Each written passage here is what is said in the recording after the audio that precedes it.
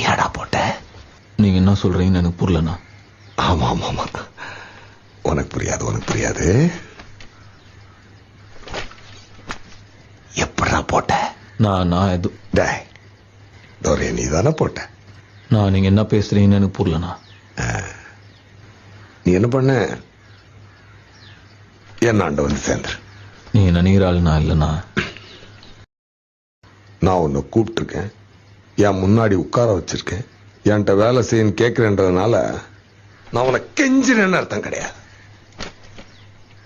நீ என்ன செய்யணும்னு உனக்கு நான் சொல்றேன், என்னாண்ட வேலை செய்யணும் நான் உனக்கு சொல்றேன்.